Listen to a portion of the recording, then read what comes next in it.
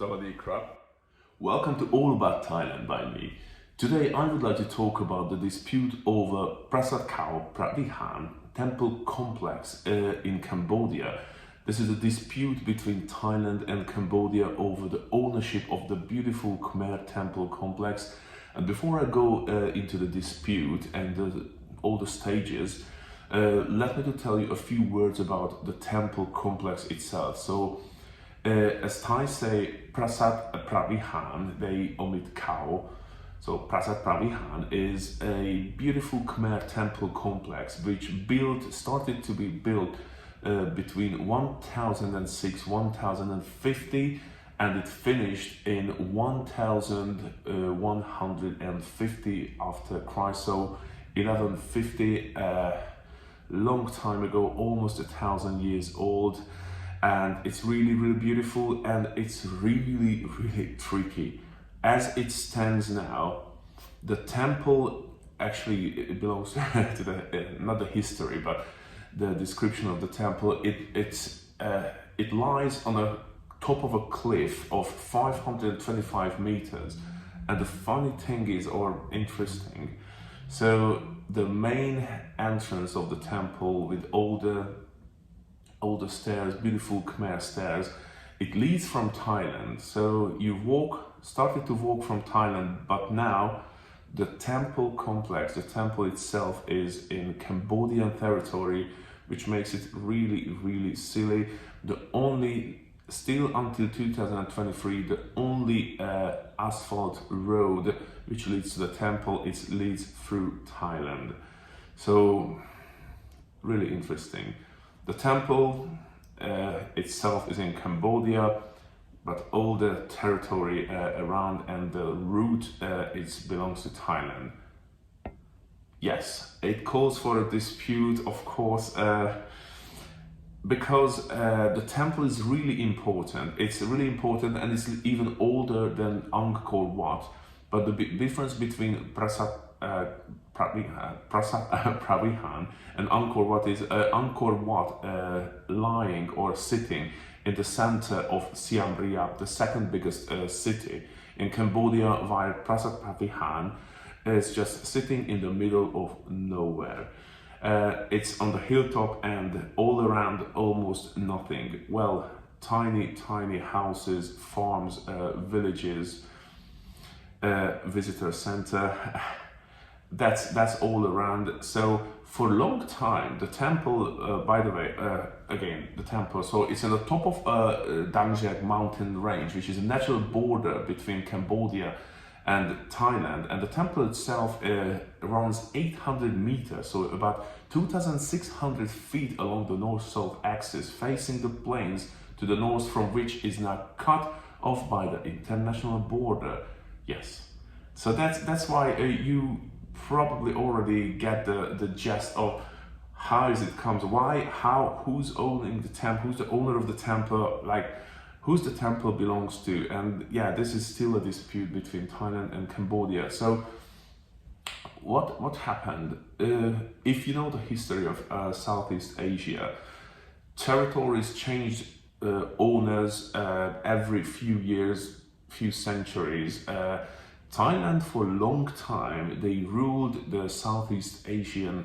So Thailand before, the kingdom of Siam was much bigger than today's Thailand. The kingdom of Siam owned northeast of Myanmar, back in the days Burma, owned the whole of Laos. Whole of Laos belonged to the Siamese kingdom of Siam, northwest of Vietnam, and the whole Cambodia and parts of the Malay Peninsula. So what happened? The British arrived from the west, French arrived from the east, and they were about to clash, but they chose to keep a buffer state between them, and that was Thailand, today's Thailand, back in the days, yeah, Kingdom of Siam. So Thailand had to give up huge territories, really, really huge territories, in order to keep Thailand itself. So it started in 1863. Thailand had to give up or cede territories. That's the right word, probably. You cede territories to France. It was the eastern part, the whole eastern part of Cambodia. Basically, they gave up in 1863. In 1888, they had to cede west of Vietnam and the easternmost part of today's Laos. In 1893, they had to cede again huge chunk of Laos, almost everything. They had to cede everything.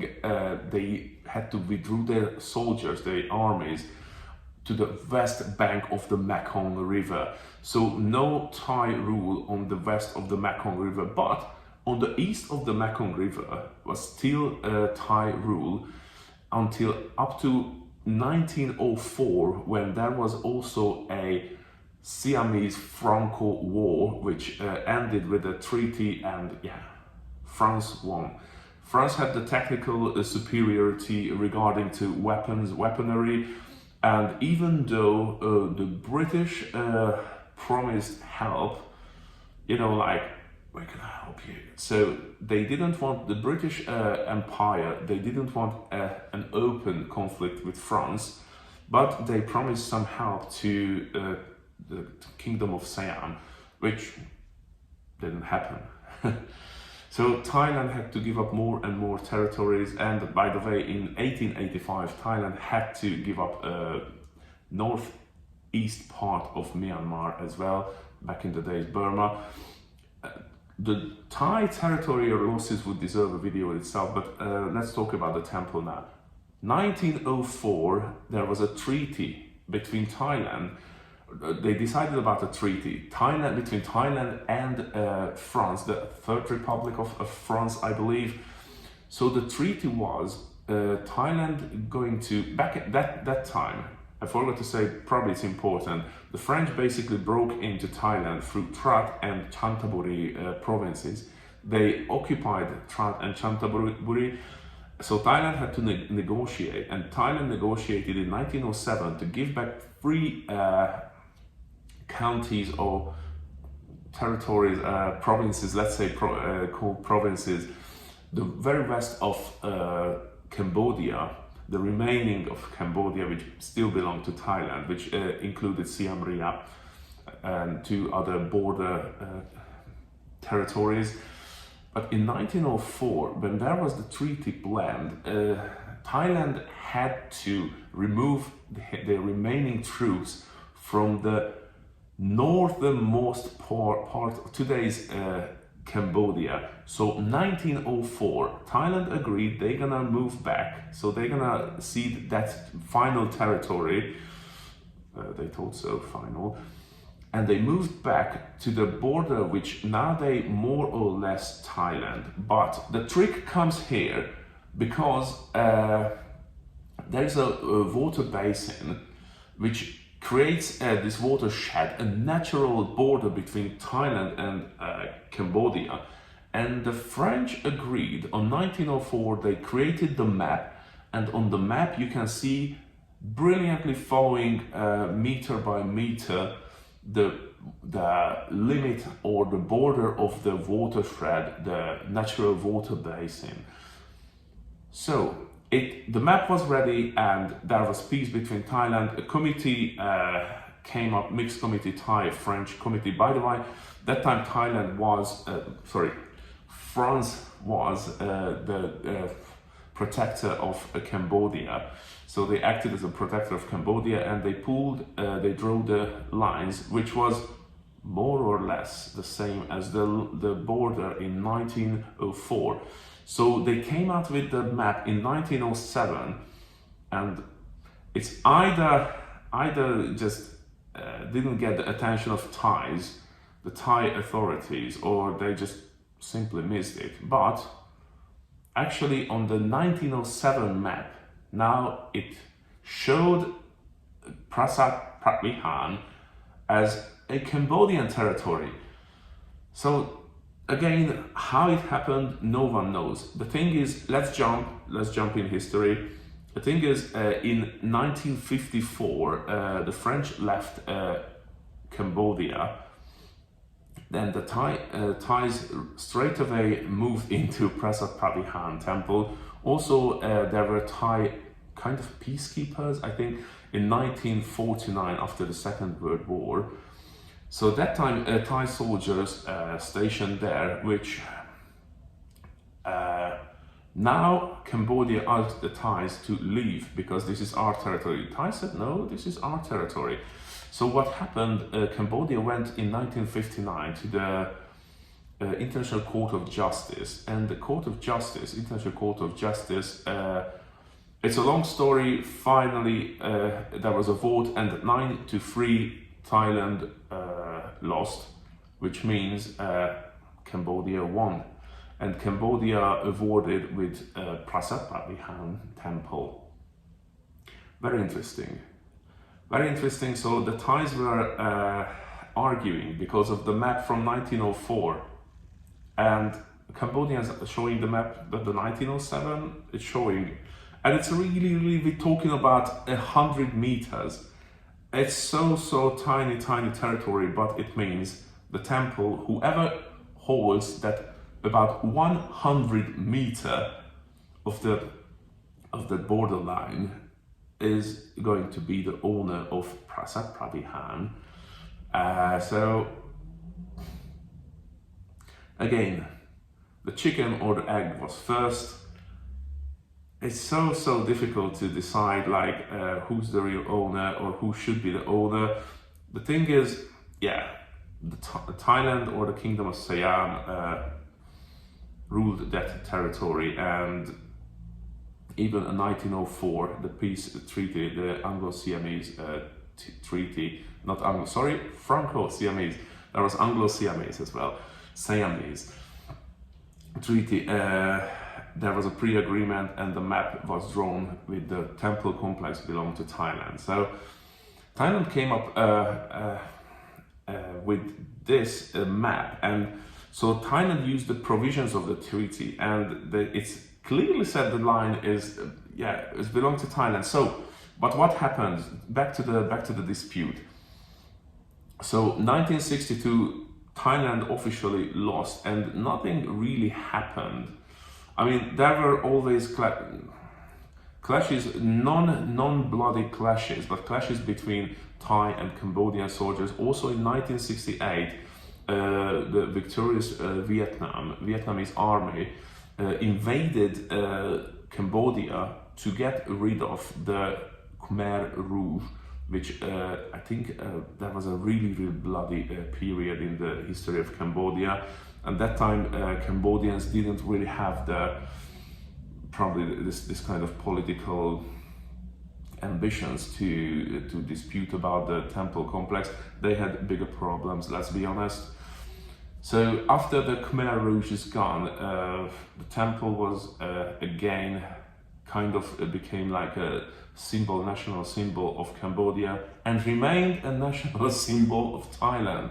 So it got really bad and bloody in 2008 when Cambodia applied and got, so the site they applied before, but in 2008 the site got UNESCO National World Heritage title, and that time the clashes came up, and these clashes weren't just verbal, political, diplomatic clashes, they were physical clashes between Cambodian and Thai soldiers.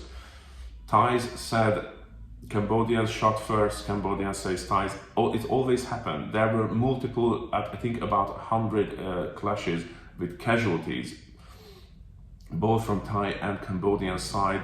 Also, Cambodians, it's proof that Cambodian army deployed first heavy weaponry like artillery at the area, and there were incidents on the Thai side, at least one school, other government buildings, civilian buildings, there were civilian casualties on Thai side, and one school got hit. Thankfully, no kids there, no students there, but even one school got hit by a Cambodian artillery. on the other side in 2011. So the clashes went from 2008 until 2011. And in 2011, Thailand used at least one instance, which was first accused with, after they admitted they used cluster rounds, which is banned by international law. So there were clashes back and forth, and still, who knows who's right or who's wrong. Thais would say Thais right, Cambodians say they are right. So again, if you have a look, please do your research, have a look on the map. So have a look at the water basin, the water thread between the natural watershed is going to be green, and the mountain or hill itself is going to be gray. You see the border goes with the green, between the green and gray, except that very small drawing, which causes the whole trouble for Thailand and Cambodia. So again, Cambodia won. The International Court of Justice awarded the temple to them, although they wanted the territories around, which also it's strange, they wanted the temple 3 km northeast from Prasat Phra Viharn, which the International Court said, no, that's not yours. So even nowadays, the tricky situation is that the main stairs leading from the Thai side, so you walk up, if you want, you can go, of course, there's a dirt road from the Cambodian side, but if you want the historical stairs leading up to the temple complex, then it's through Thailand. It is through Thailand, and the dispute is not finished. Still, both Thai and Cambodian soldiers are posted, deployed in the area in huge numbers. The war situation is over for a while, and hopefully it's never going to come back again. Prasat Phra Viharn is a beautiful temple complex, and it would deserve to let it be in peace. Even I would say it could have like a shared ownership, Thai-Cambodian ownership, if it wouldn't end up again in clashes. So really tricky, and I really hope you liked this little video, and if you did so, please give me a thumbs up, give the video a thumbs up, and consider to subscribe for more content. It's really interesting that this area or this era of Thai history. It's really interesting. All the colonizations all around, and Thailand got away with it. And yeah, thanks to Rama V, King Chulalongkorn, who I think he did the right decision by ceding those territories. Anyways, that's another story again. And yeah, thank you so much for watching. ขอบคุณครับ สวัสดีครับ